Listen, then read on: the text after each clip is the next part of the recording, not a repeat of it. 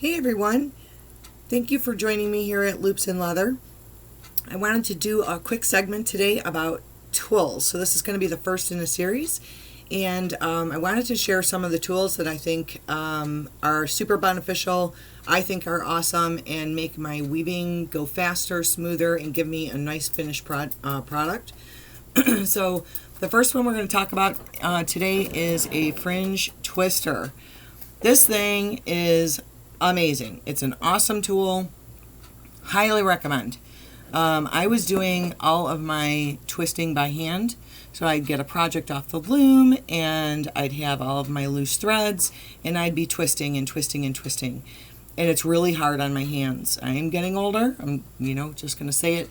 And having to do all of these little threads by hand is just tough. And it's very time consuming. It's also not always consistent. So I bit the bullet, ordered a fringe twister. I got the model that has this nifty clamp on the bottom. I also got 4 clamps. You can get these with 2 clamps. I think there's an 8 clamp out there right now. You can get it with or without this attachment to secure it to the table. I just went ahead and got the 4 clip with the clamp. And so I just felt like this was the best model for me. You can get what works for you. I can also remove this clamp by removing this black cap and sliding out the metal L bracket and use it loose on the table if I wanted to. I just don't want to have to do that. I only have 2 hands, so I don't want to have to be fighting with the whole thing. So the way this works is you just attach it to the side of a table, dresser, whatever works. It's got that wing nut on there. You just give it a little bit of snugging. Doesn't have to be super tight. And you've got the 4 clips. I'll just use 2 for demonstration purposes. So I'm going along the fringe of this wrap that I wove, and they're all kind of messed up. Let me get to the next set.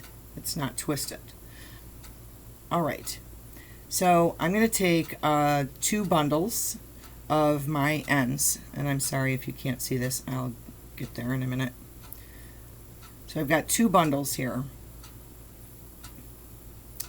Okay, and there's a few threads in each one. You can make your bundles as thick or as thin as you like, depending on your project. If you've got a big chunky project, you probably want bigger bundles. But since this is very fine, I'm just doing fine fringe for it. And I take these bundles and I'm going to clip close to the end on both of them. And I have found the magic number for me is 30 on these rotations. So you're going to rotate the same number of times. You just keep track as you're going. So I'm doing 30. 1, 2, 3, 4, 5, 6, 7, 8, 9, 10, 11, 12, 13, 14, 15, 16, 17, 18, 19, 20, 21, 22, 23, 24, 25, 26, 27, 29, and 30. And then I pinch close to the clips, right in the middle. Kind of align these ends because I know they're very close to the same length from when I cut it off of my loom. Make sure I have all of those ends in my knot. And I'm going to slide that knot down to the very end. Make sure it's snug.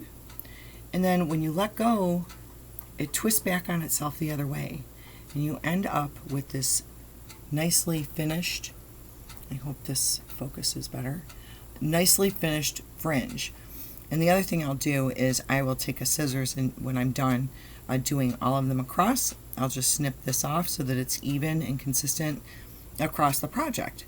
And this just prevents this, the finishing of this prevents your fringe from unraveling, fraying, getting knotted up in the wash.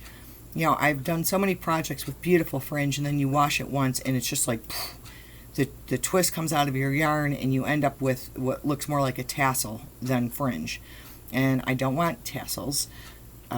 You may do a project where you want tassels, but that's not the case with this or many of my other pieces. So anyway, that is how you use a fringe twister. Awesome tool. I highly recommend it. I'm going to try and turn it the other way. Let me loosen this up just a bit so that you can see this way as well. I might need to rotate. The side of the table is a little bit less deep. So let me turn just a second so you can see this way. There's my spinning wheel.